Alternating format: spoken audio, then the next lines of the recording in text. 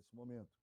Então, essa atividade é um painel que visa basicamente debater a situação presente e futura do software livre a nível nacional e mundial. Tá? E nós temos muito orgulho de ter montado esse painel, porque nós temos aqui 7 pessoas que têm muito a dizer, que têm muita vivência, muita experiência com o software livre. Tá? E, portanto, o nosso formato vai ser muito livre propositalmente. Nós não queremos, de forma alguma, inibir essas pessoas, porque elas têm realmente muita coisa de muita qualidade para passar para vocês. Então, essa atividade é basicamente deles e não nossa. Tá? Então, eu só vou começar chamando cada um dos nossos participantes para que se apresente brevemente. Depois eu vou dar o pontapé inicial, digamos, eu vou colocar um tópico na roda aqui, e aí os nossos maravilhosos painelistas vão dar um show para vocês aí, tá bom? Então, eu vou começar pela ordem que eu estou enxergando aqui. Então, eu vou começar chamando meu querido Fabrício Reis. Por gentileza, Fabrício, pode se apresentar para o povo? Primeiro, agradecer mais uma vez aí, né, a coordenação do Confloss. Agradecer ao Galvão o convite, aos demais aí pela presença. Né? Para quem não me conhece ainda, eu sou o Fabrício Reis e estou, né, coordenador geral da Associação Software Livre. Né? Sou também empresário, tenho uma empresa de desenvolvimento de software na área de meio ambiente. Né? E estou muito orgulhoso com o convite aqui, tentando contribuir para esse nosso ecossistema aí, que é tão importante nesse momento que a gente está vivendo no país. Maravilha, obrigado, Fabrício. César, meu irmão, tudo com você. Se apresente. Então, eu sou o César Brode, eu sou hoje diretor de relacionamento com comunidades para os países de língua portuguesa e espanhola do Linux Professional Institute, e também nessa época de quarentena estou fazendo muito pão de fermentação integral, como é de se esperar. Então, eu habito em Lajeado, interior do Rio Grande do Sul. Eu tenho um grande orgulho de estar com essas pessoas aqui. Algumas delas que estão aqui eu conheço desde 1999 e outras desde um pouco mais tarde. E eu tenho muito orgulho de ter feito parte de uma das coisas que eu acho que foi o que mais movimentou o software livre no Brasil durante bastante tempo, que foi o projeto Software Livre RS, que deu origem depois à ASL e deu origem a um monte de coisa bacana que a gente vê ainda até hoje acontecendo, graças às pessoas que estão nesse movimento, independente do nome que ele tenha hoje. Perfeito, obrigado, César. Vermelho, se apresente para o nosso povo. E aí, pessoal, meu nome é Elton Mineto, sou desenvolvedor de software há 20 lá vai anos. Eu falei ontem com o Galvão, estou muito orgulhoso de estar nesse evento, porque, cara, são pessoas que eu acompanho desde que eu comecei minha carreira toda foi baseada em software livre. Júlio Neves, César Brode, Cabelo, Mazzoni, toda a galera que eu acompanho desde o começo da minha carreira. Então, vocês são velhos também, pessoal. Então, é muito bom aqui. Então, como eu comentei, minha carreira inteira é o que é por causa do software livre. Então, vai ser muito legal bater um papo sobre isso. Valeu, Elton. Grande Cabelo. Diga para o povo quem é você, meu querido. Eu sou o maior farsante da face da Terra, um cara que tem o apelido de Cabelo sem cabelo. Primeiramente, eu agradeço aí o Júlio Neves, o César Brode, eles foram as pessoas que me inspiraram a entrar no software livre. Eu tenho diversos chapéus, eu sou embaixador OpenSUSE América Latina, trabalho dentro da comunidade OpenSUSE, colaboro, sou idealista de um projeto global OpenSUSE Innovator, tenho diversos chapéus, contribuidor com projetos de software livres da Intel, mas o mais importante é o projeto Vivo Linux, que é um portal de compartilhamento de conhecimento, tá?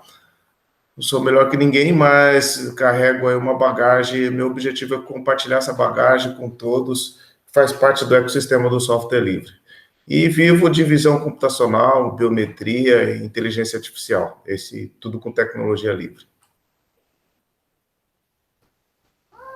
Maravilha, meu querido. Obrigado. Grande Heitor Medrado, apresente-se aí diretamente dos States para o nosso povo aí. É o berço do capitalismo, né? Bom dia, pessoal. Eu tenho a agradecer ao Júlio, né, que me introduziu aí, quer dizer, no bom sentido, né, até mal falar isso. Apresentou o software livre, né? Hoje, profissionalmente, tudo que eu devo foi ao software livre, literalmente tudo, né? Minha história é bastante curiosa. Eu não sei se vocês sabem, é uma coisa que pouca gente conhece, né, que vários países, eles têm um processo de visto de habilidades extraordinárias, né? Inglaterra, Estados Unidos, vários países da Europa, e eu consegui um visto de habilidade extraordinária inteiramente baseado em trabalhos feitos com software livre, né? Então eu tenho um curso no udemy.com, que é um dos primeiros serviços de videoaulas, né, que surgiu aí no mundo. É bastante popular, e que tem mais de 4, 5 mil alunos, né, com custo simbólico, preço simbólico, do Bácula, software livre, e o livro também, que está na 4ª edição aí pela editora Brasport, também do Bácula, e tudo isso gerou esse visto, né, que era um desejo da família, tá vindo aqui para os Estados Unidos, e é bom, né, tem muita gente aí do software livre que está no Canadá, está por toda a parte do mundo, disseminando também. O mercado americano é bastante fechado, eles são bastante Microsoft, bastante baseados em tecnologias proprietárias, mas isso aos pouquinhos com certeza vai mudar, né? Porque software, as empresas pagam o quanto podem, né? Enquanto ela está por cima, rede de televisão, né? Teve uma rede de televisão que me procurou, interessada no Bácula Enterprise, né? Que é uma versão empresarial do Bácula. E ele falou, olha, Heitor, quando a gente estava por cima, a gente nem falaria com você, a gente só falaria com as ferramentas que estão no Gartner, que o software para estar no Gartner ele precisa ter 50 milhões de faturamento, 50 milhões de dólares de faturamento anual, né? Se você não tem, você não está no Gartner. Então a gente nem falaria com você. Agora que estamos em crise, estamos falando. Então, assim, o software livre é um vazio institucional, né? Uma oportunidade eterna que vai crescer cada vez mais aí no futuro, né? Opa, valeu, Heitor. Mestre Mazzoni, meu querido, diga quem é você para o nosso público. Prazer estar aqui com vocês. Bom dia, as personalidades aí que vocês reuniram, né? Eu não tenho essa capacidade, não sou desenvolvedor, né, de software, fui gestor de várias empresas públicas, né, na área de tecnologia da informação, fui presidente da Procergs de 1999 a 2002, onde, junto com o César Brode, nós inventamos o FISLI, inventamos uma série de coisas, junto com o Djalma Valois também, que não está aqui, mas que é um figuraço, foi o cara que me introduziu nessa ideia do software livre, né, lá em 1999, tomando chopp no Sindicato do Chopp, lá no Rio de Janeiro. Né? Foi lá que eu conheci o software livre. Primeiro, tomamos muito chopp, né? O Djalma só queria falar de software e eu só queria tomar chopp, mas aí, pela quantidade de chopp, eu acabei ouvindo o Djalma Valois. E levei para o Rio Grande do Sul a ideia de sermos um grande polo de utilização e desenvolvimento de software livre no governo do Estado do Rio Grande do Sul. Depois fui presidente da Celepar, a gente virou realmente uma grande referência na Celepar, porque a Celepar introduziu o software livre em muitos sistemas efetivamente operacionais do governo do Estado. Só um exemplo disso é o Detran do Paraná, até hoje é completamente software livre, é uma das grandes referências, porque depois eu fui ser presidente do CERCLO, fiquei 9 anos presidente do CERCLO, também fizemos muitos projetos em software livre, mas no CERCLO eu atendi o Denatran, e cada vez que eu ia falar com o Denatran, os caras diziam para mim, tu tem que conhecer o Detran do Paraná. Eu conheço muito bem o Detran do Paraná.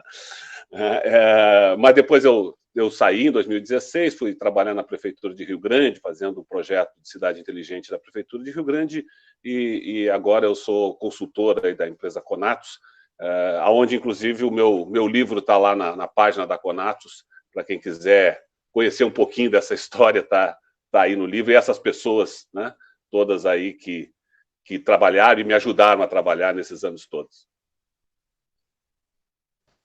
Show de bola, Amazônia, obrigado.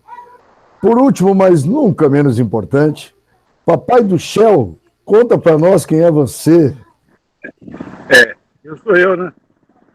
O mais velho aqui, gagá, tal coisa, mas que gosto muito de Shell. E gosto de chopp e outras coisas impublicáveis numa reunião.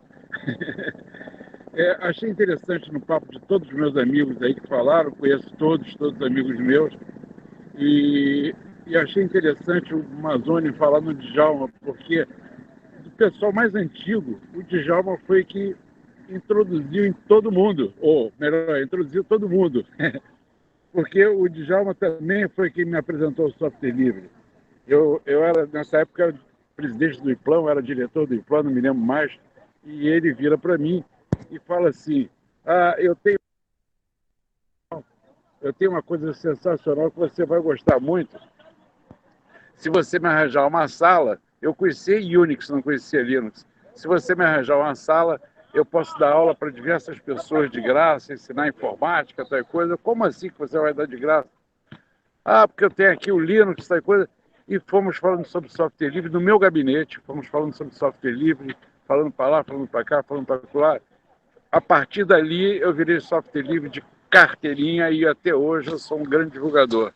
E tive também a honra muito grande de trabalhar com o Amazônia, com o Heitor também, lá no Serpro, e conhecer vocês, gente. Vocês são um barato. Atualmente eu trabalho na DataPrev, continuo dando aula, porque aula para mim é vocação, adoro dar aula. E estou à disposição de vocês para qualquer coisa que vocês precisem, Shell, sempre. E você também, mas o meu... Aí o pessoal fala assim, poxa, se você conhece tanto C, por que você não dá aula de C em vez de dar aula de Shell? É porque a gente só faz o que tem prazer, gente. Por que eu bebo chopp? É porque eu tenho prazer. Por que eu leciono Shell? Porque eu tenho prazer. Shell é uma linguagem que me dá prazer. C, para mim, é trabalho. Shell é prazer. Shell e chopp, a dupla perfeita. Obrigado, Júlio, valeu. Vocês ouviram ou não? Pessoal, então, ouvimos, tudo certo. Pessoal, então vamos dar início. De novo, eu vou simplesmente apresentar o tema. Você pode ignorar o tema completamente e me xingar depois, inclusive, não tem problema. Como eu já disse, a atividade é de vocês. Mas eu acho interessante o que a gente tem visto hoje, né?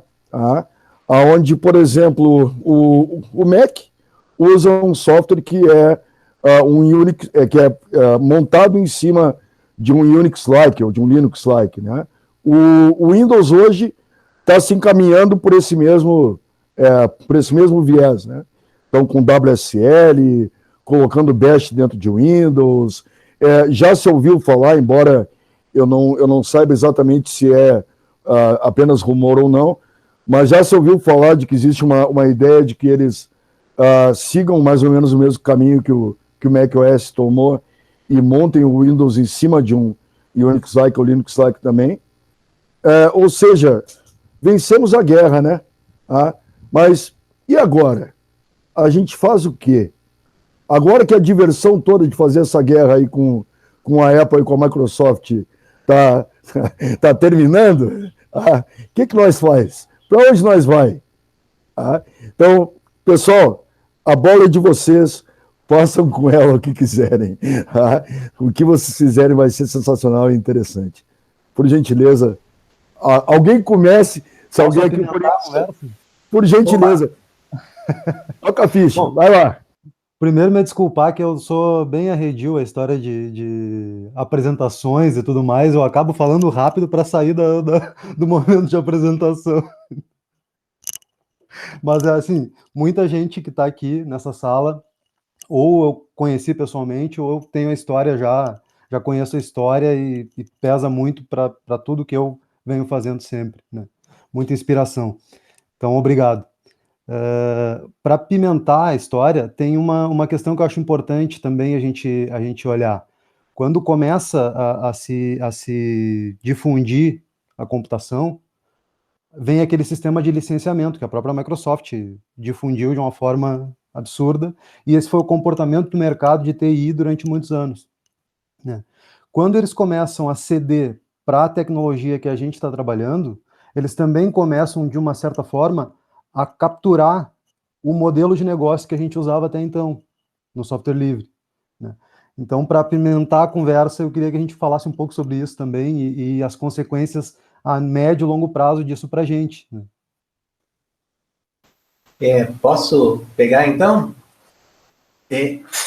Fabrício, assim, eu concordo contigo, e até, voltando um pouquinho, até lembrei de uma conversa que eu tive com o Amazônia bastante tempo atrás. Eu lembro que a gente estava viajando de Porto Alegre até Lajeado, onde o Amazônia ia palestrar na Univates, e aí a conclusão ali que a gente chegou naquela conversa é que a inteligência coletiva, o combinado da mente das pessoas ao longo dos tempos, sempre prevaleceria, e que às vezes era uma questão de a gente acreditar no nosso trabalho e dar tempo para que essas ideias permeassem. Então, eu acho que do lado tecnológico, para nós, uma coisa que era evidente já há bastante tempo, que o software livre era superior, justamente por ter essa colaboração de um monte de pessoas em cima de um código que é livre e que é aberto, se provaria tecnologicamente superior e o mercado acabaria adotando.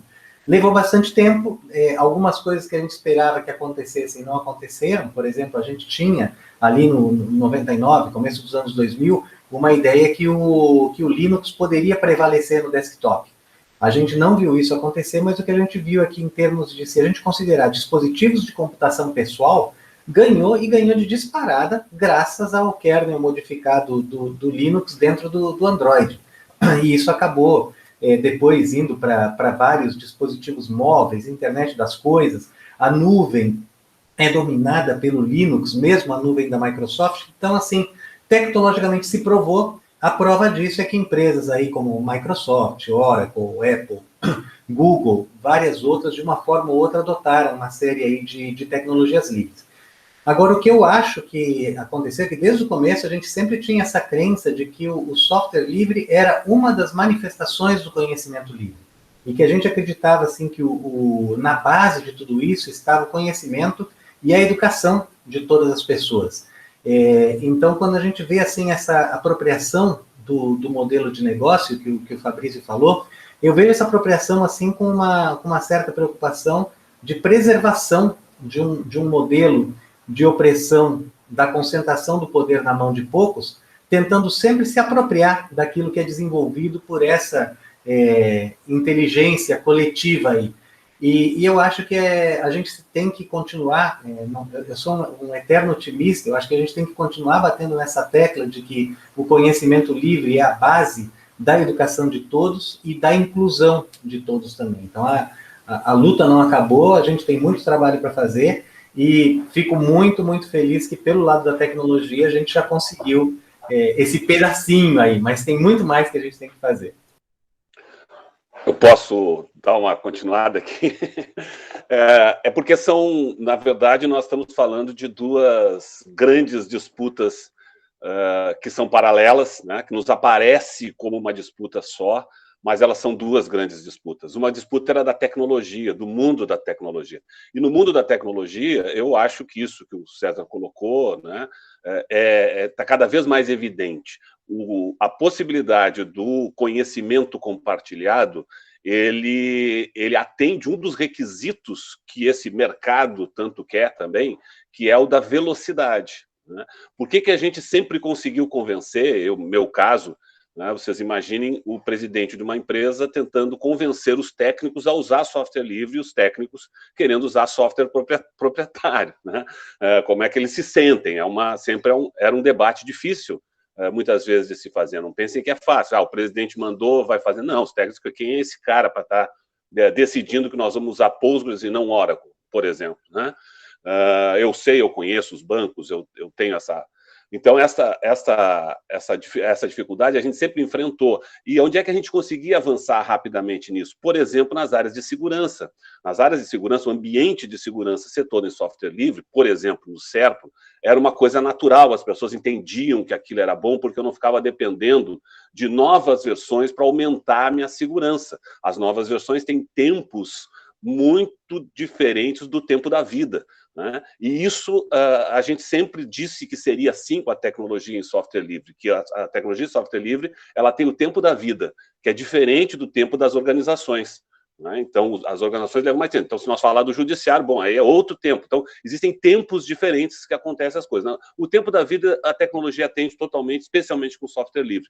O tempo de tecnologia em software proprietário, ele vira o tempo das organizações, que é mais devagar do que o tempo da vida. Então, essas empresas agora que procuram o software livre, evidentemente, elas estão juntando o tempo da vida ao seu tempo de necessidade de mercado. Não é por nada que a própria Google, né, que foi um grande incentivador, por exemplo, do OpenStack, né, já migrou para um novo conceito, também em software livre, de gestão de nuvem, não mais por servidor, mas por pacote, né, por containers, que é muito mais rápido, acelera muito mais e necessita menos máquina. Então, é claro que ela vai migrar, claro que ela, mesmo ela tendo feito enormes investimentos no OpenStack, e alguns, inclusive, fechados depois, ela migra para uma solução em software livre muito rapidamente. É assim que vai acontecer.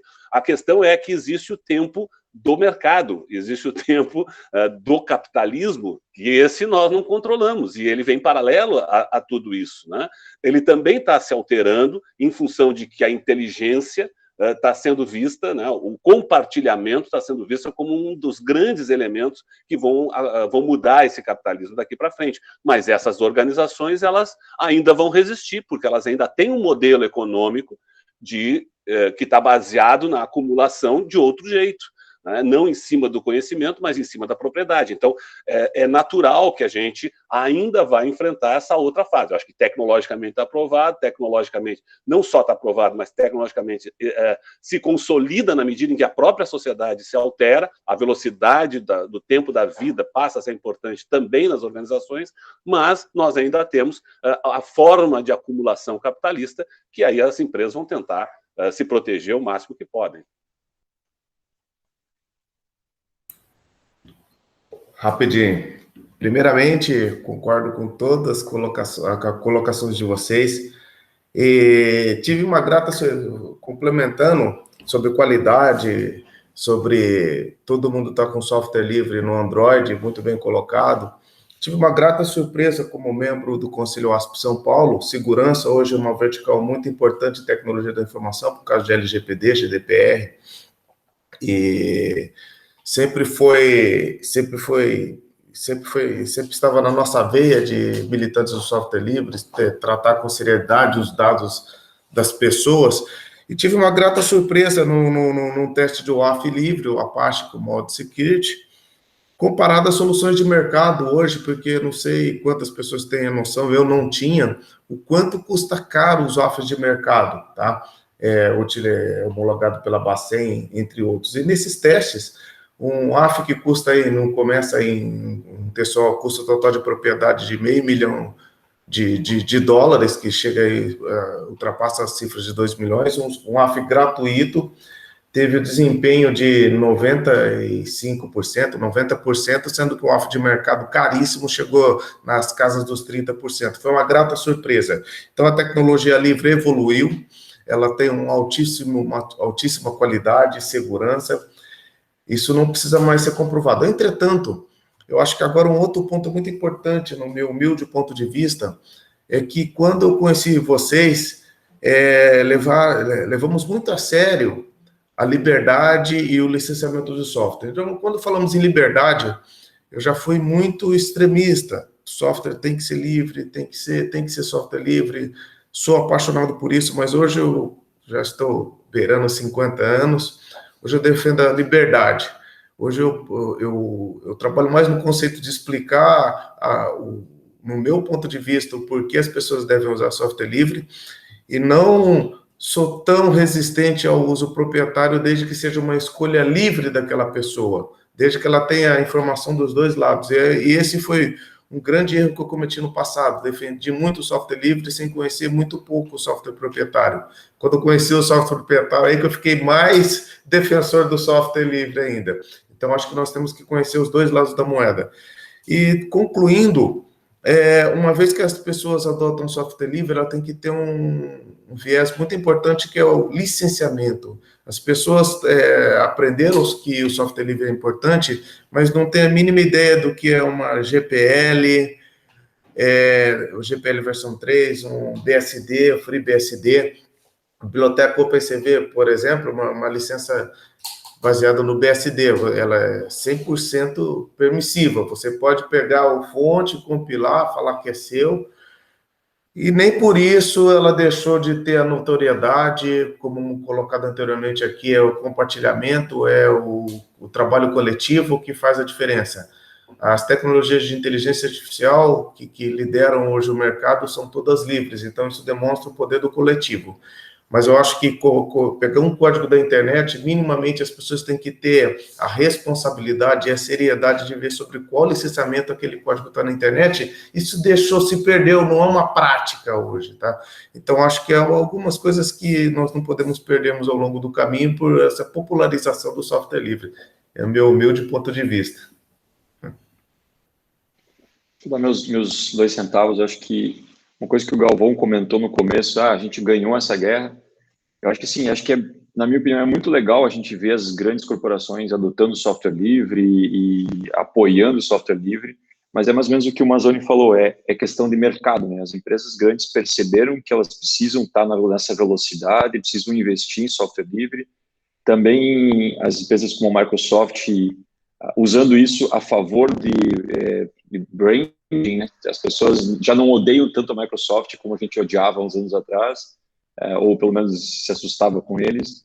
Só que a gente tem que ter, eu acho que agora as comunidades de software livre, as fundações, elas estão num outro estágio, né? A gente precisa ainda, acho que a importância é muito grande ainda, porque as empresas que apertar, elas vão mirar para o lucro dela, não para a comunidade, não para a importância do software livre.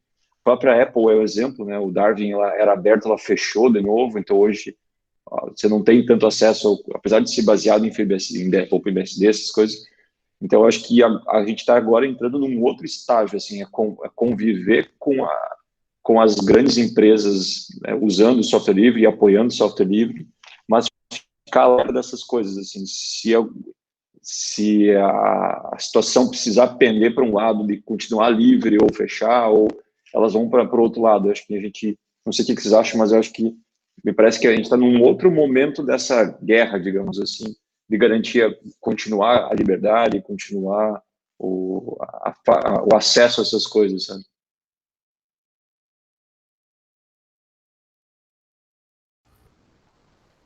Perfeito, pessoal. Mais alguém quer colocar alguma coisa sobre esse tópico? Senão eu tenho outro quentinho para vocês. Não, eu só ia comentar, concordando também com todos, que eu também acho que é uma nova fase dessa guerra, né? E eu coloquei a questão do modelo de negócio, porque justamente o modelo de negócio, assim, se a gente excluir a palavra negócio, né? O modelo como a gente apresenta um projeto em software livre sempre foi um diferencial, e agora ele deixa de ser um diferencial. E agora a gente vai para a briga mesmo, no ringue, direto com os grandes. Então, quer dizer, a gente tem que pensar novas estratégias, porque o que a gente tinha de vantagem já não é mais tão vantagem, né? Foi só nesse sentido, mas concordo com todas as colocações aqui. Mas concordo, Fabrício, e é um tema muito sério, muito impactante no ecossistema local. Concordo plenamente. Merece um fórum específico para essa pauta, de tão grave que é.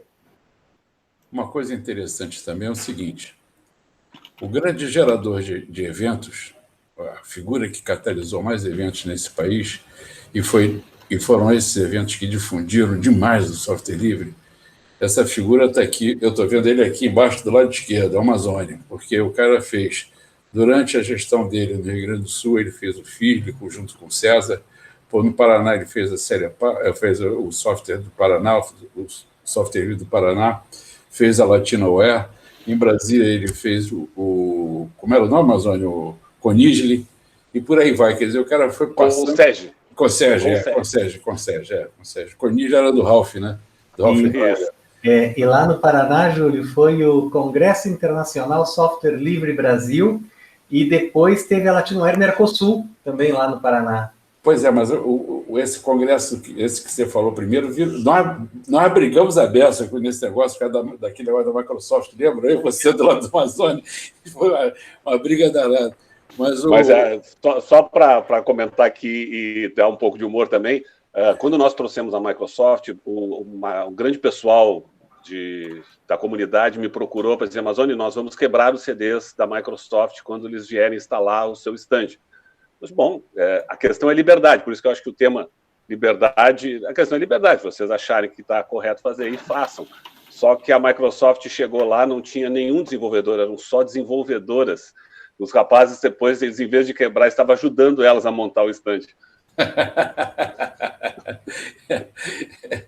Eu não tinha... Bom, o pessoal Microsoft queria patrocinar o evento, eu falei assim, bom, eu por mim, todo o meu discurso sempre foi para tirar dinheiro da Microsoft. Já que eu estou tirando, está dando para a gente, beleza, ótimo.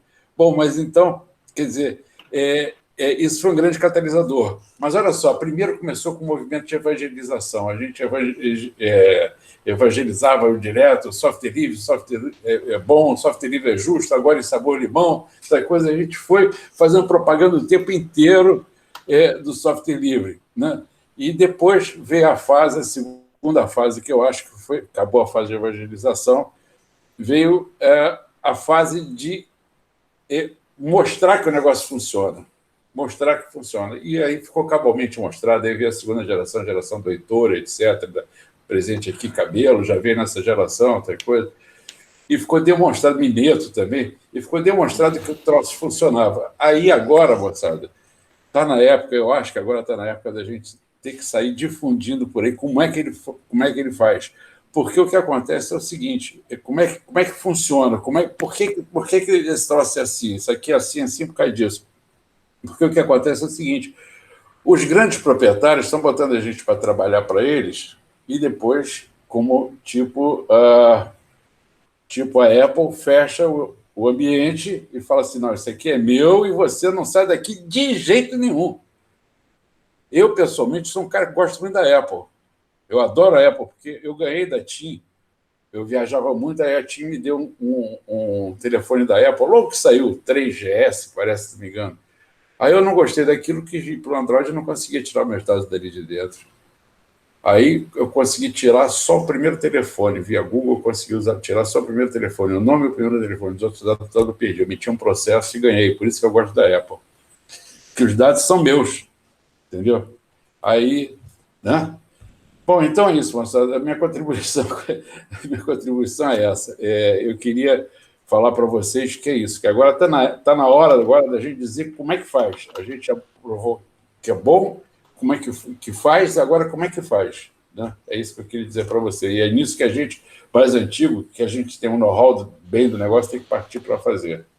Aí o Heitor tem livro, eu tenho livro, o Amazônia tem livro, César tem livro, né? Todo mundo... Cabelo tem livro, Cabelo? 5. Está chegando, divisão. Tá chegando. Chegando, pausa, muita calma. Mas já não tem de falta de vergonha, né, Cabelo? Já era para ter, né, cara? É verdade, é verdade. Aliás, eu elogiei, deixa eu só fazer uma correção histórica aqui, que eu elogiei a palestra do Mineto e esqueci de falar da palestra do Cabelo. Meu Deus do céu. Cara, que isso, cara. A palestra do cara é demais, bicho, demais. Eu falo assim, não, eu não sei nada de informática, esse cara que sabe. Não. É isso aí, pessoal. Só uma correção, porque eu falei do Mineto, eu assisti as duas, e a tua também foi, sensacional. Assisti várias, mas essas duas eu destaco. Aliás, o time todo, viu, o pessoal da organização, o time todo, Galvão, Anderson, nossa, que timezinho que vocês escolheram, meu Deus. Fala eu, né? Eu não, fala eu. Galvão, parabéns pelo evento, porque com esse momento de pandemia está faltando movimentos como esse. Parabéns, Galvão. Ligue o microfone. Legal. Aí você me mata do coração. Obrigado. Posso falar um pouquinho, não? Claro. Heitor, por favor, me tire dessa. Eu só, daqui a pouco... Não, é merecido. Só um segundinho, só para encerrar, daqui a pouco eu vou ter que sair, tá, pessoal? É o Estatuto do Idoso, né? Hein? É o Estatuto do Idoso, né? Não. Só pode ficar até uma certa hora na rua? É o jogo do Mengão, cara. Não, ele não pode ficar muito tempo sentado, idoso. Ainda bem, né? Bom, deixa eu falar. Deixa eu falar. Eu me senti à vontade. Pessoal, vê se vocês não deixam muita coisa para eu ter que editar depois, que dá um maior trabalho editar isso. Não fala muita besteira, não. Não fala muita, não pode falar. Fala só um pouco. Ó, você viu que eu segurei, né, cara? Eu provoquei porque eu sabia que estava gravando. O jogo ele mata pau nas respostas. É verdade. Bom, então vai. Eu vou falar rapidinho. Isso, Bom, tem dois setores que me preocupam muito atualmente.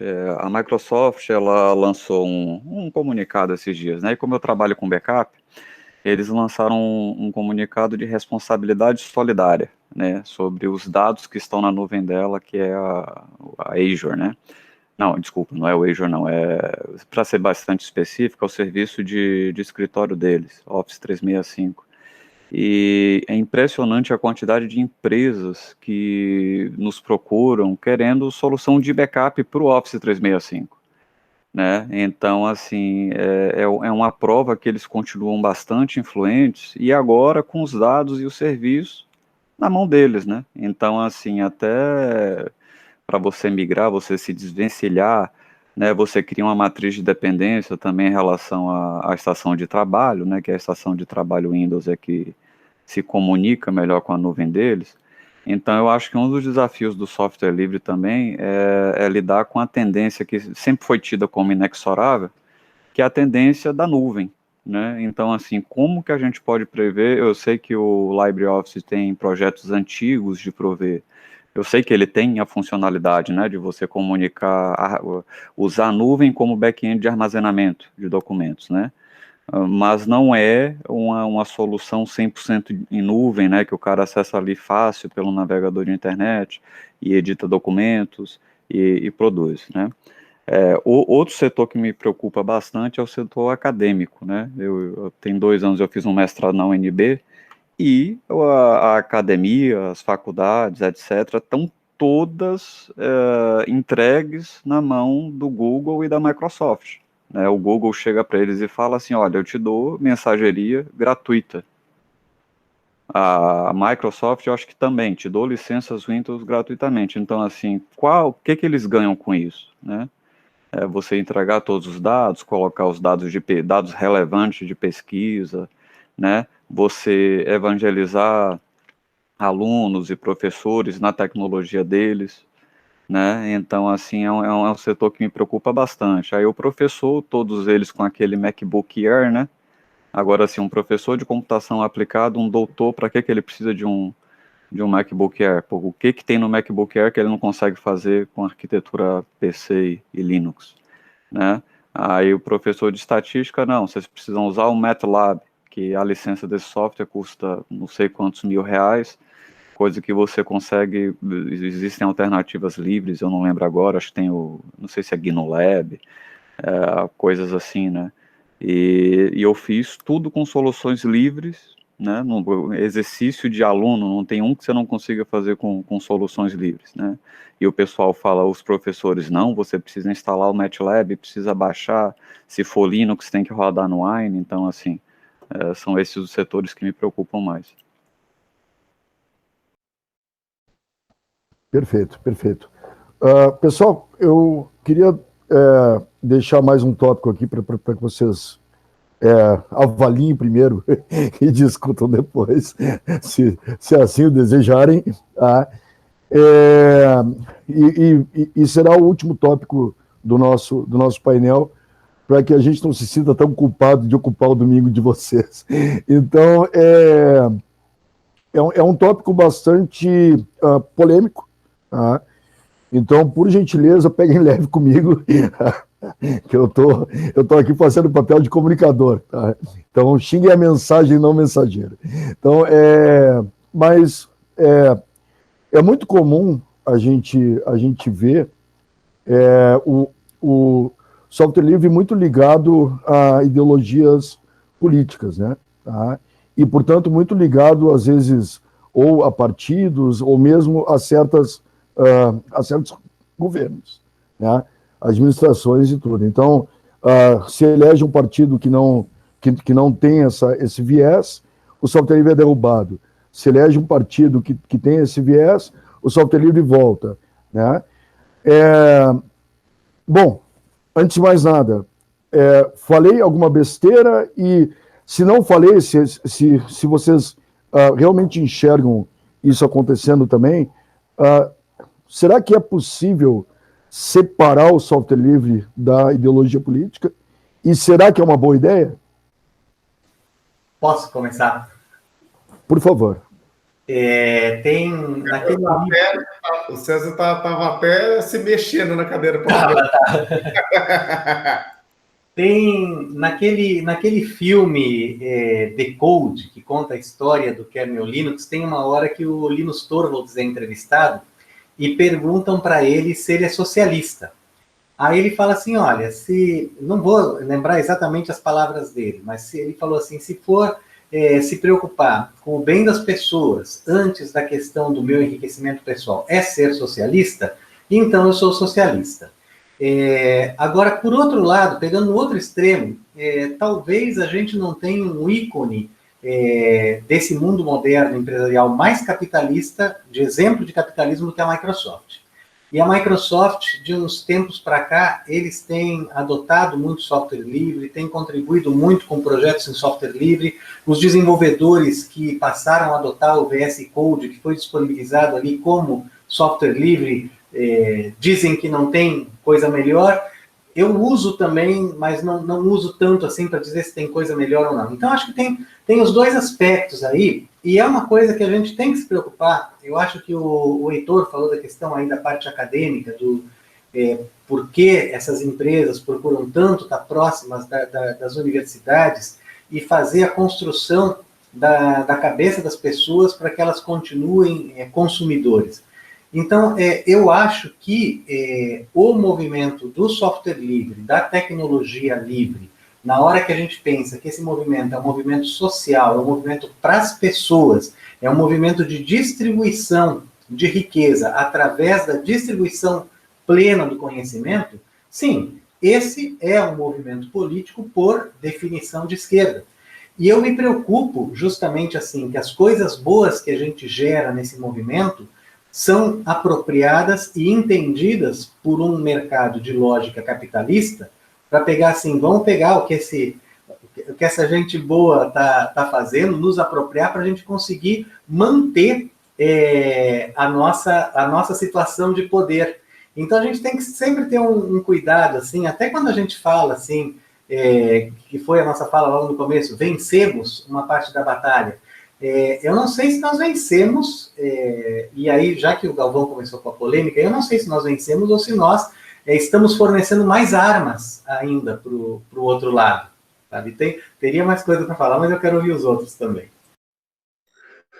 Bom, eu quero falar, porque todo mundo sabe, né, da minha filiação partidária e do meu posicionamento, me considero uma pessoa de esquerda, mas não conservador, porque existem conservadores também no mundo da esquerda, né? Nós também convivemos com conservadores no mundo da esquerda. E conservador, o que significa? Conservador significa aquele que quer conservar alguma coisa, conservar do jeito que está. Não necessariamente é uma coisa ruim ser um conservador, né? Agora, é claro que quando a gente quer melhorar, a gente tem que sair desse espaço do conservadorismo para tentar melhorar. Então, quem faz projeto para melhorar a vida, né, ele deixa de ser conservador. E isso tem no mundo da esquerda, tem no mundo da direita, isso não é uma coisa exclusiva. Eu conheci muitas, nessa minha trajetória toda, eu conheci muitas pessoas de outros partidos que a gente encaixaria na definição de direita, que foram meus parceiros de primeira ordem, né? Eu me lembro que Sergipe, por exemplo, era administrado na época pelo antigo PS o que seria antecessor aí aos de direita hoje, né, que foi ex-Arena, aí só eu e o Júlio vamos lembrar o que é isso, mas, e eles eram parceiríssimos, implantaram todas as soluções em software livre, eu tive com o governador, Então, existem pessoas que não são conservadoras e que têm essa disposição de fazer mudança. O que acontece é que nós estamos vivendo também, por isso que eu digo que são coisas que estão acontecendo simultaneamente. Nós estamos vivendo uma mudança do mundo capitalista, né? Nós estamos vivendo uma mudança porque, bem ou mal, quando nós tínhamos a Guerra Fria, nós tínhamos posições que se faziam antagonismo e o próprio capitalismo nos permitiu um processo evolutivo interessante. A partir de John Hall, a partir dos democratas nos Estados Unidos, né, a gente tem ali um espaço de crescimento, da liberdade, né, da democracia, se tem dos direitos sociais, se tem um espaço do crescimento por dentro do capitalismo. Tudo isso que aconteceu, né, às vezes algumas pessoas dizem, não, porque o Brasil se livrou do comunismo. O Brasil nunca teve comunismo, né, gente? O Brasil teve uma social-democracia, ou uma tentativa de social-democracia implantada nos padrões de John Rawls norte-americano.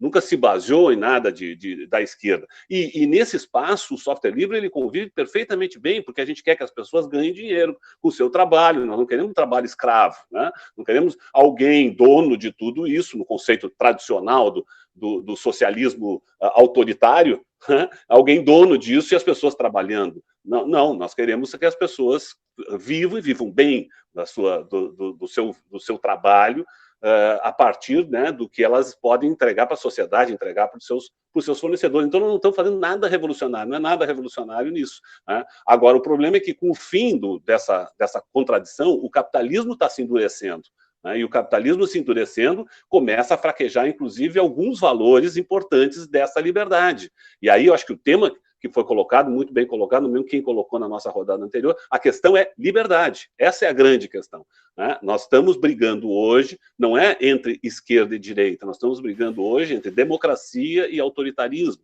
Nós estamos brigando hoje entre liberdade e não liberdade, né? São esses elementos que, infelizmente, dentro da própria estrutura capitalista, ninguém está falando aqui de comunismo, de socialismo, muito embora eu me sinta um socialista, mas não estamos falando disso, nós estamos falando de um capitalismo mais generoso, um capitalismo que alcance as pessoas, um capitalismo que não discrimine, né, que não tenha preconceitos por cor de pele, por orientações sexuais, coisas que são altamente individuais, que não deveriam fazer parte do debate coletivo, são questões de cada um, né?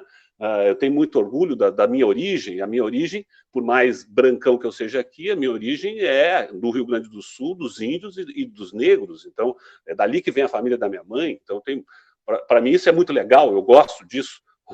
Então, essas coisas são individuais, não é uma coisa para o debate coletivo. Infelizmente, a gente perdeu. E estamos em processo de mudança. Por isso que eu acho que é importante a gente entender esse fluxo, a questão do conhecimento compartilhado, como é que nós vamos nos adaptar a esse novo capitalismo, preservando as liberdades das pessoas. Porque hoje nós estamos vivendo um capitalismo de vigilância, né, onde a informação é mais importante, inclusive, do que o que eu compro propriamente dito, do que o mercado, né? Então, é o mercado futuro que é o importante, através da informação, é o financeiro, então a produção perdeu valor, então muitos trabalhadores eles perdem valor na produção, as plataformas que foram colocadas são plataformas para acúmulo de poucos, mas de abrir espaço de trabalho para muitos. Então, é nessa nova... Como é que nós vamos conviver? Nós podemos fazer coisas que melhorem essa condição? Acho que sim, acredito que sim, temos que fazer para que isso aconteça e a gente possa ter, independente se o partido A, ou B ou C está no comando, mas que a sociedade se aproprie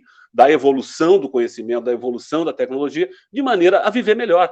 Porque o que a gente está aqui para fazer na vida é isso, né? É melhorar a nossa condição de ser humano, né? E viver melhor. Eu acho que é isso que é o importante.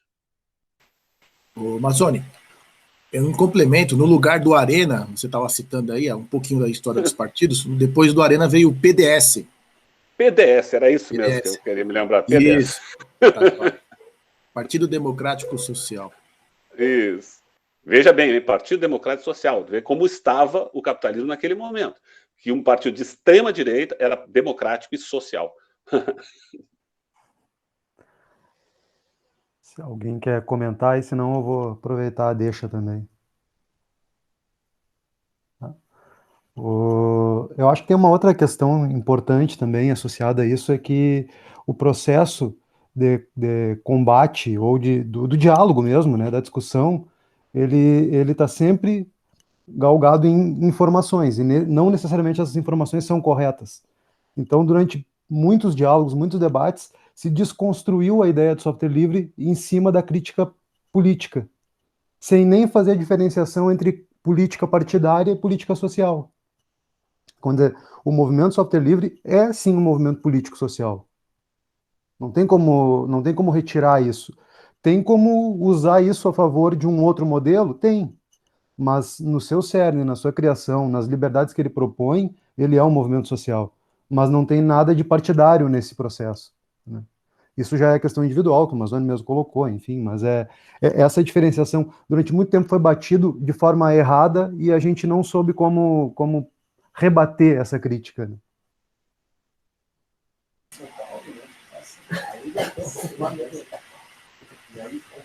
Alguém mais se habilita aí a continuar na mesma linha de raciocínio?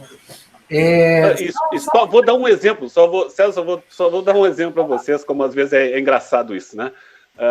Porque quando vocês todos sabem, eu milito, né, participo das reuniões, da direção do partido e tal, do Partido dos Trabalhadores. Quando alguém vai falar de software livre, eles olham para mim, porque então não é uma coisa partidária, né? Eles olham para mim, tá ali o doido do software livre da Mazzoni, tá ali o doido do software. Então, não é uma marca de um partido, mas é uma marca de algumas pessoas. Então, acho por isso que eu digo que são valores que essas pessoas trazem e que levam para a sua luta partidária também.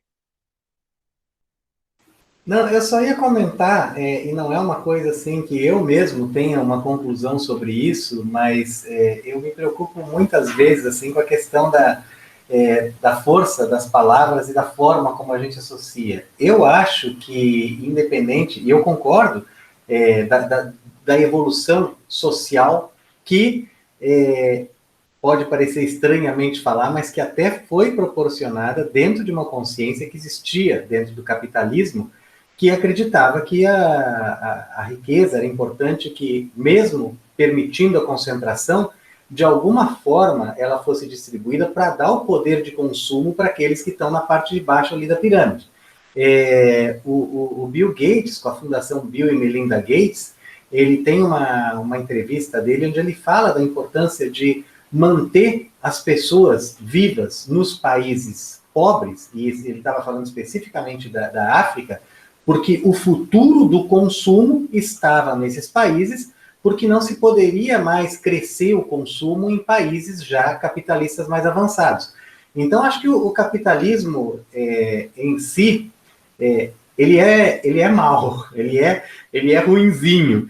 Então, acho que às vezes até nós mesmos, assim, para a gente tentar manter o diálogo e ter um espaço dentro desse mundo que é majoritariamente capitalista, a gente inventa coisas como capitalismo consciente, capitalismo social, mas eu acho que a gente está mascarando uma palavra ruim, tá? É aquela coisa de dizer assim, é o seriado, aquele que tem na Netflix, do cara que é o diabo, mas é a coisa mais linda do mundo, o sujeito, sabe? Então, mas é o diabo, sabe? Mas é lindo. Então, é essa coisa que a gente faz. E nas redes sociais acontece muito isso, sabe?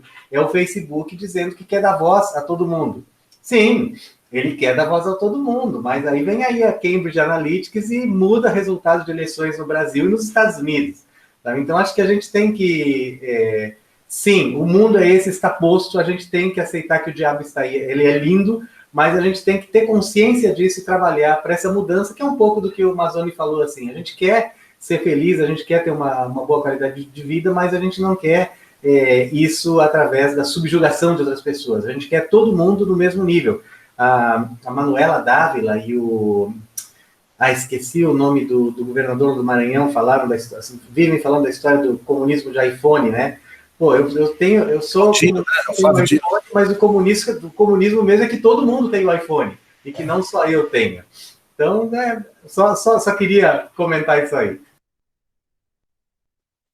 César, só assim, para complementar o que está dizendo, quando a invenção da social-democracia, ela não tira todas as maldades do capitalismo, ela cria um espaço para as pessoas não terem desejo de querer ir para o comunismo.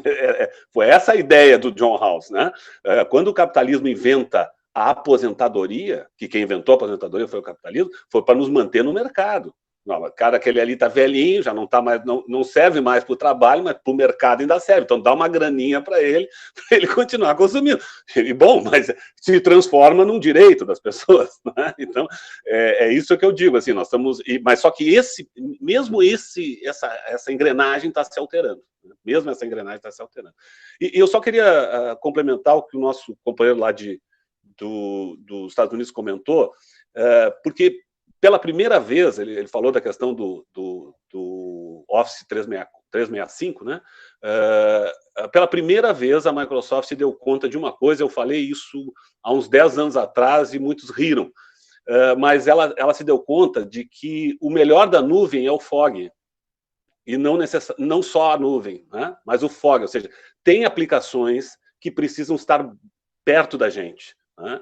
Para as tecnologias como os arduinos e tal, a melhor coisa que tem é o fog, tu ter coisas operando localmente e tu ter uma nuvem só como backup ou para subir as situações mais pesadas. E o 365, ele teve essa sacada de entender que eu quero ter as minhas aplicações da nuvem, mas eu quero baixar no meu computador aqui, trabalhar no meu computador, inclusive offline, né? Inclusive offline. Então, essa ideia aí, eu acho que é uma ideia que a gente não pode deixar muito de lado no mundo da tecnologia, agora saindo da política, né? Mas não esquecer que o fog é uma saída e a gente tem que ter soluções, inclusive nas nossas ferramentas, que se preocupem com o fog. Pessoal, eu gostaria agora que a gente se direcionasse aos momentos finais. Então, eu queria que cada um de vocês falasse em rápidas palavras sobre o futuro do software livre e as suas considerações finais sobre tudo isso que a gente está realmente presenciando aqui e enfim, por gentileza. Então, de repente eu faço uma chamada, como eu fiz com a abertura. Então, de novo, eu vou pela ordem que eu estou visualizando aqui, porque eu também estou ficando velho e meio problemático, então para mim é mais fácil ir pela ordem visual. Joguinho de memória de software livre, né? Então, Fabrício, começa você, por gentileza. Já até liberei o microfone aqui, sabia que ia vir para mim. Não, mas tudo bem, tudo bem. Bom, de novo, então já que são as considerações finais, né? Agradecer o convite, agradecer o evento, né? Que seja o primeiro de muitos, né? A gente precisa de espaços para fazer essa discussão, né? Para fazer essa troca, para construir essa rede, né? Uma coisa que a gente tem conversado muito, e daí vou misturar o pedido de considerações finais aqui com agradecimento, a gente tem conversado muito sobre, independente do mundo que vier, porque a gente não sabe, né? Nível Brasil, nível mundo mesmo, o compartilhamento é uma palavra que vai ficar. No entanto, esse é o nosso território, né? No entanto, a gente não pode ser inocente de achar que não estão de olho nesse território. Estão e já estão assumindo ele, né? Então, a gente tem que pensar de que forma a gente vai manter esse trabalho de compartilhamento que a gente faz hoje e de difusão de informação para ser competitivo da forma agressiva que o mercado vai vir agora. Então, não sei, como eu disse, não sei o que vai acontecer a nível mundo, não sei o que vai acontecer a nível Brasil, né? Como entidade, a Associação Software Livre está se propondo a fazer toda a regionalização da sua operação, né? Então, quer dizer, a gente quer ter representante de cada um dos estados, a gente quer fortalecer localmente cada iniciativa que possa utilizar difundir, enfim, trabalhar com software livre, com tecnologias livres, com conhecimento livre, né? E daí voltamos lá no início da conversa, que eu acho que nem estava sendo gravado naquela hora, que por mais que a gente tenha uma vontade de mudar o mundo, mudar localmente acaba sendo muito mais eficiente, né? Então, essa é a mensagem que eu deixo em nome da associação, em meu nome, né? E agradecendo mais uma vez todos vocês pelo espaço, pela oportunidade e convidando todo mundo que quiser contribuir. Perfeito, obrigadão, Fabrício. César? Fabrício falou uma coisa aí que é chave, eu acho que tem a ver com o que o Mazzoni falou, eu não lembro se foi na palestra dele, se foi na happy hour da sexta-feira, a questão de que talvez como raça, nós humanos não sejamos os mais fortes, talvez nem mais os inteligentes, mas a gente progrediu graças à nossa capacidade de trabalho em redes e de formação em redes. E aí eu volto a dizer aquilo assim, que no meu otimismo, eu acredito que qualquer grupo de pessoas ao longo do tempo vai tomar decisões melhores do que uma pessoa sozinha. Eu acho que a gente tem um processo de aprendizagem, mas eu acho que a gente chega lá. E eu acho que o software livre, assim, no passado, mostrou muito bem esse exemplo dessa ponte que a gente consegue criar com o futuro. E eu realmente acredito que essa nossa habilidade de convivência em redes, e eu acho que até esse tempo de pandemia está nos ensinando muita coisa sobre isso, mas eu acho que o software livre é um exemplo de que a gente pode criar coisas muito boas e superiores para melhorar a nossa qualidade de vida do que qualquer outra forma de ação isolada dos 3% que estão no topo da pirâmide. Eu gosto muito de ficção científica, até o meu livro de cabeceira tem sido Treconomics, que mostra como é que funciona a questão da economia, não baseada mais na escassez, mas baseada em abundância, um livro muito bom. Mas aí eu lembro de um outro seriado de ficção científica, que é o Galáctica, Battlestar Galáctica, que ele mostra ali dos Cylons. Os Cylons são criados pelos humanos, a princípio como escravos, depois eles evoluem, passam a ser intelectualmente superiores, mas aí eles descobrem que os humanos têm algumas qualidades interessantes que devem ser replicadas, eles começam a usar DNA humano para se tornarem como humanos. Resumo da história, lá no final do seriado, eles se juntam de novo com os humanos, porque eles veem que o importante, acima de tudo, a gente só vive melhor se a gente colabora. Então, quer dizer, eles evoluem para um ponto onde eles acreditam que a colaboração é que é o mais importante. Então, poxa, o Fabrício, quando fala assim, a gente tem que prestar atenção nessas pessoas, nessas coisas que estão se apropriando disso que a gente cria, que é tão bom, mas que aí se apropriam dessas coisas justamente para nos subjugar. Está acontecendo, sim. Ontem fomos tomados por trolls, sabe? Então, essas coisas mostram que o mundo, assim, as pessoas não são tão boazinhas, mas, de novo, eu penso, é um processo evolutivo, não são tão boazinhas ainda. Eu ainda sou muito otimista para acreditar que a gente vai estar lá na Enterprise, e gente de todas as raças, orientações e credos e tudo mais, e vai estar todo mundo de boa e não vai existir dinheiro. Pode demorar. Eu, durante algum tempo, achei que isso ia acontecer na minha geração. Não vai ser. Tomara que seja na geração da minha neta. Tá certo. Obrigado, César. Mineto, diga. Legal, galera. Cara, obrigado pelo convite de estar aqui, parabéns pelo evento.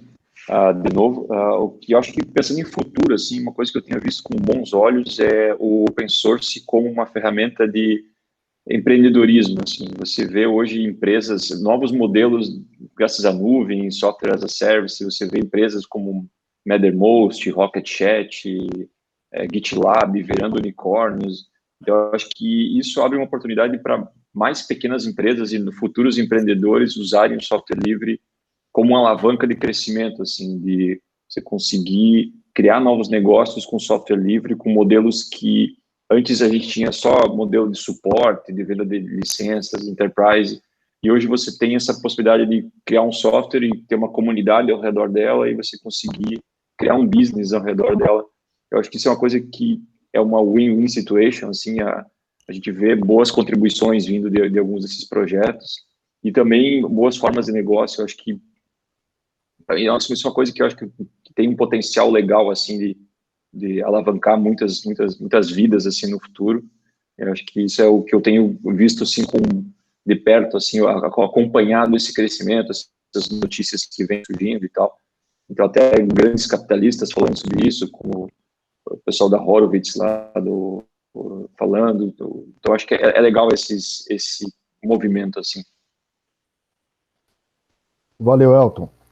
Meu querido Cabelo, diga. Você está mudo. Aí. Primeiramente, obrigado pelo convite. É uma honra estar ladeando todos vocês. E eu quero compartilhar tudo que foi dito aqui e refletimos que o software livre não é apenas tecnologia, e sim uma ideologia que todos nós carregamos, e que nesse momento de pandemia mostrou muito o poder da comunidade, o quanto que nós precisamos viver o mais próximo possível e fazer a diferença local, como o próprio Fabrício mencionou. A pandemia mostrou muito bem isso. Eu sempre questiono e finalizo falando que o grande passo evolutivo da humanidade será quando ela entender que colaborar é melhor que competir, porque quando nós colaboramos, nós criamos amigos, e quando nós competimos, nós criamos inimigos. E muito obrigado, eu sou muito grato ao convite. Obrigado. Valeu, meu querido. Heitor, suas palavras. Pô, muito legal esse evento. Eu, ainda mais aqui no exterior, fico carente, né? Muito tempo que eu não converso com nenhum de vocês. Eu acho que vocês estão de parabéns. Eu acho que esse evento, inclusive, deveria ser periódico. Eu acho que esse evento aqui é muito simbólico, porque a gente sempre falou que o melhor dos eventos não é o que, às vezes, não são as palestras, né? Mas essa interação que a gente tem com os instrutores, com vocês, que realmente são as pessoas que têm o maior conhecimento, né? Então, acho que a gente, inclusive nesse formato privado, ficou bastante interessante. Claro que a gente pode estar trazendo mais pessoas. Eu sinto muita falta do Anawak, é uma pessoa que tem um conhecimento muito grande, eu converso muito com ele. O Adail, do Zabix, outras pessoas também que podiam ser envolvidas, né? É isso. Então, acho que deveria ser periódico e continuar.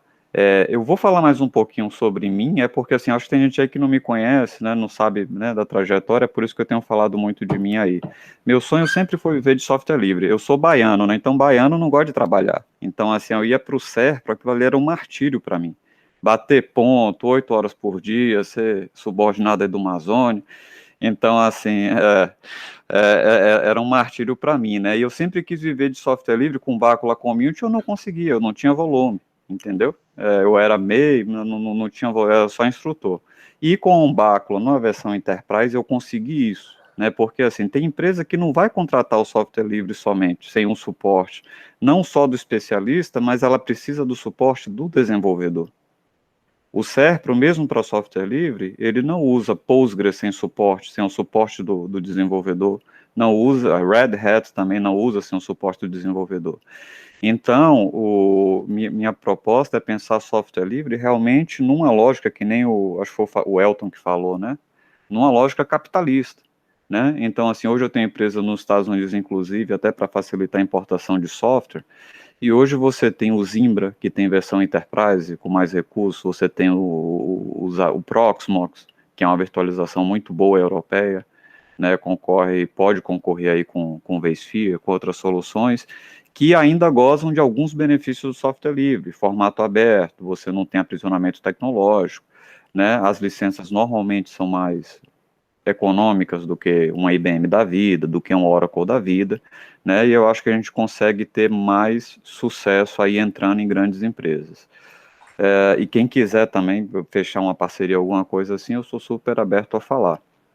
Né? E também a questão dos serviços. O Anawak tem vendido muito serviço em nuvem com software livre, hospedagem de sites, Zimbra, etc.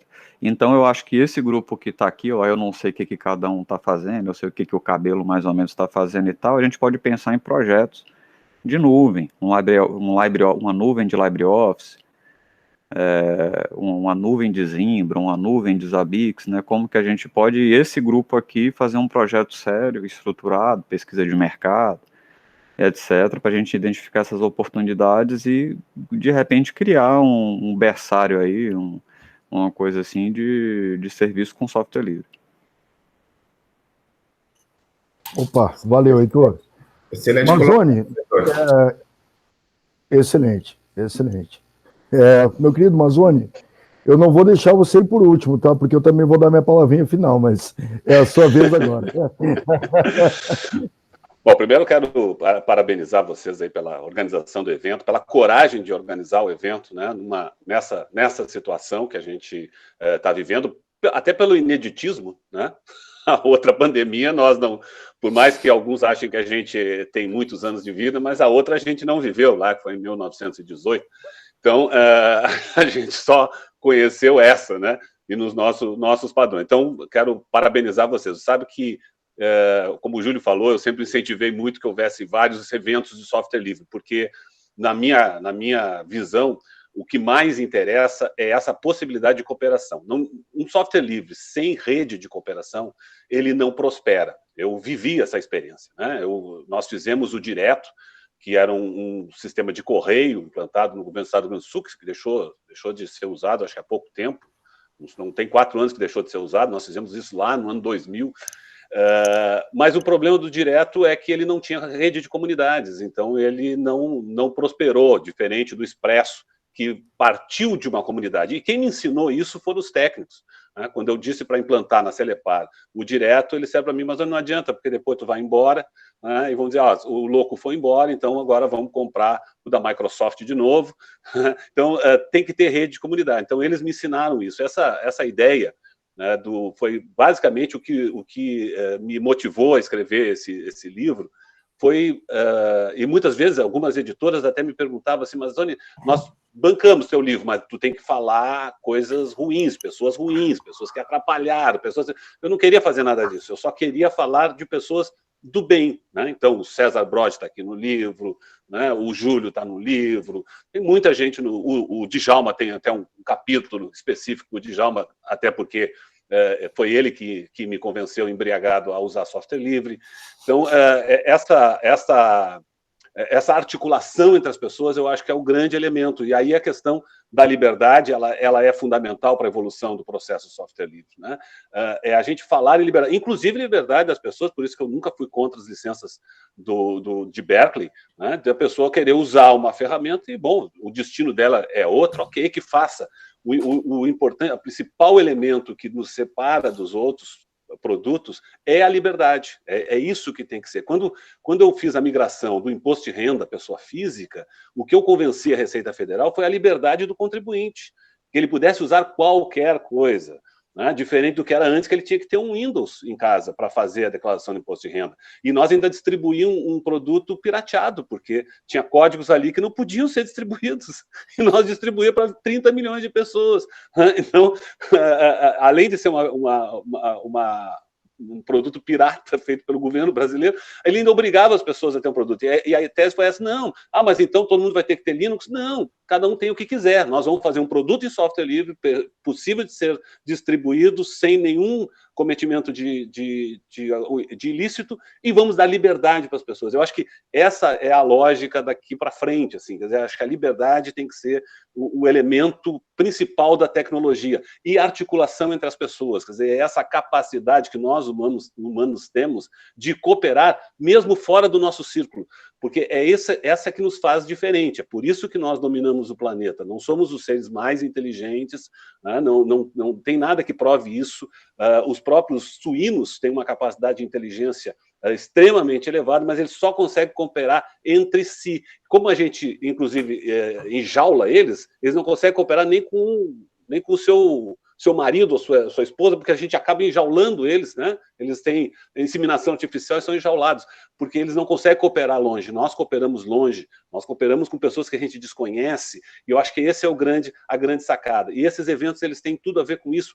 Quando a gente conhece, a gente coopera mais ainda. Então, é importante que a gente tenha essas possibilidades. Essa foi a ideia que se fez o FISLE, essa foi a ideia que se fez o Congresso do Software Livre no Paraná, depois que virou Latinoware, né? Os circuitos que a gente fez de software livre, a gente enchia um ônibus no Paraná com os técnicos da Celepar, e no final de semana nós íamos para uma universidade fazer seminários com os nossos técnicos mesmo, de software livre, para mostrar para as pessoas que aquilo tinha uma razoabilidade, tinha soluções e que era legal de usar. Então, acho que quero mais uma vez aqui fechar, parabenizar vocês. Eu acho que vocês fazem parte dessa ideia da evolução, do software livre. O software livre não vai evoluir se a gente não tiver essas articulações.